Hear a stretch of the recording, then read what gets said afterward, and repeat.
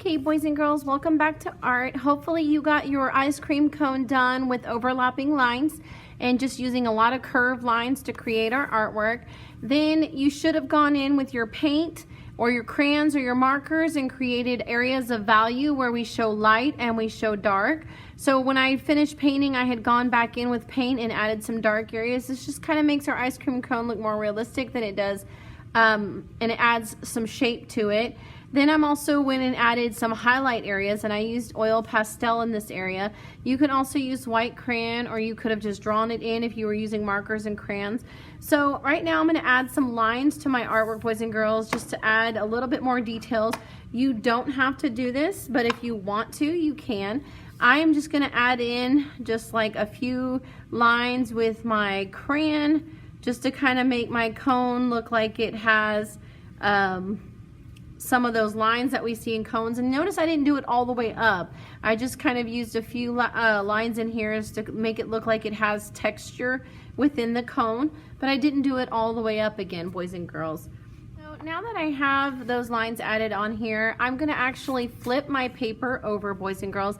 And I also have a black piece of construction paper. If you don't have this, I do have some up at the school. Just let me know that you need some and I will put some in the front office for you.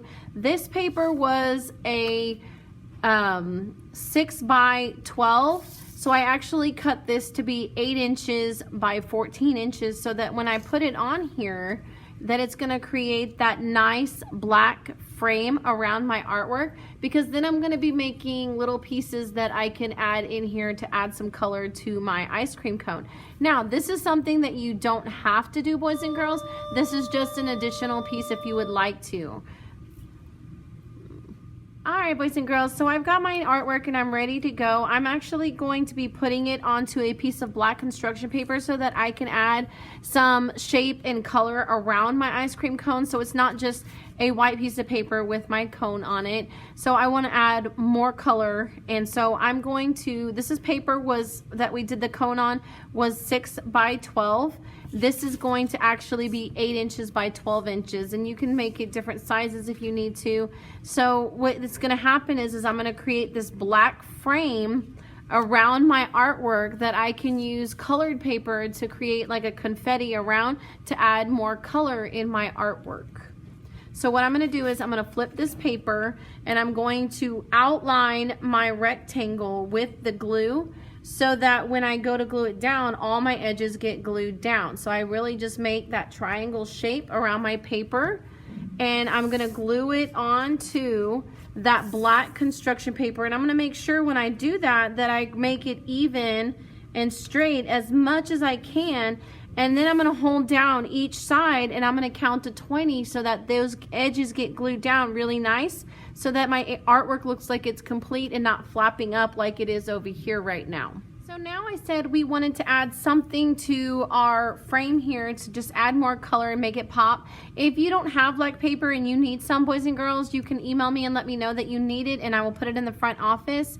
Also, you don't have to if you decide, for example, you want to use you're just going to leave your ice cream on the white paper. You can take crayons and you could do color and designs in the background, like creating lines or shapes, and we could just kind of make like confetti and color around the ice cream if you decide to. So this is just on the white paper, and then I can put it on black paper for you, or you can keep the black frame that you put around it. And if you decide you don't want to do what I'm going to show you here in a minute, you can use crayons and add dots. These are oil pastels, which would work a lot nicer on construction paper as opposed to crayons. And then you get that nice dark rich color, and you could even do dots around your frame. So then taking and doing colorful dots around your frame like this using oil pastels. And these are just the Crayola oil pastels. I've found these at Walmart. I can find them at Office Depot, things like that. So I can do these dots going around my frame using lots of color. But I'm also going to show you another way of doing this, boys and girls. So I found a bunch of scrap paper that I had left over little pieces that I had cut off, other paper. So what I'm gonna do is I'm going to just cut like small pieces off. Now I don't want this piece of paper on my artwork. I'm actually gonna cut little pieces so that it looks like confetti, but I'm gonna do, see, and I don't even need very much paper, boys and girls, and I'm gonna just cut off pieces that I have of scrap paper. You can even use magazines, or you can use colored paper, you can use scrapbook paper, whatever kind of materials and things that you have at home. And if you don't have some of these scraps, like I said, you can email Ms. Shop and let her know, and she will try to get you some. So what I'm gonna do is I'm gonna take and make some of these little pieces of confetti that I can take and put around the border of my artwork. So I've got all this wonderful little colorful confetti here, and now I want to make sure that when I put it on my artwork that I'm doing maybe like a pattern, but I'm going to make it also where I create this neat colorful border that goes around my artwork, boys and girls. So notice I'm just putting like little dots of glue, and I'm going to start taking and putting on. I don't want too much glue or it'll start oozing out, and I don't want to make a mess with my artwork now that I've done such a good job.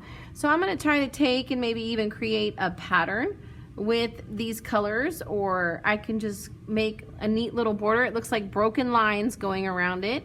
So I'm just going to start adding in my pieces. Again, don't do too much glue because then you're going to see it oozing out. So you probably just need about a dot of glue on there.